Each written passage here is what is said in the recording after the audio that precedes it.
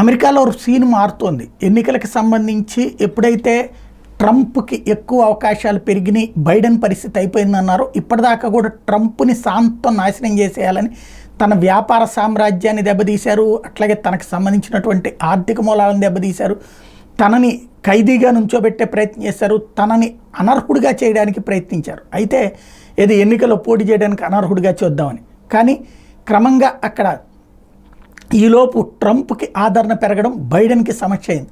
దాంతో బైడెన్ అక్కడ ఎలాంటి తప్పుడు పనులు చేశాడన్నటువంటిది క్రమంగా బయటకు వస్తుంది. డిపార్ట్మెంట్ ఒకదానికొకటి సంఘర్షణ వాతావరణం ప్రారంభమైంది.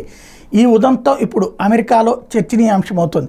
The Biden administration is now under investigation for election interference based on new evidence of illegal coordination between the department of justice and political prosecutors bringing charges against former president Donald Trump.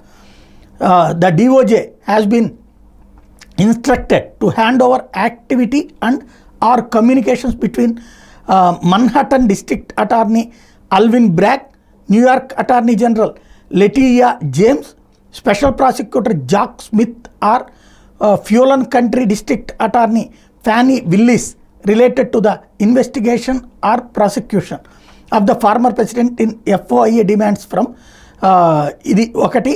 అలాగే I'm demanding the DOJ turn over communications relating to the illicit prosecutions of President Trump.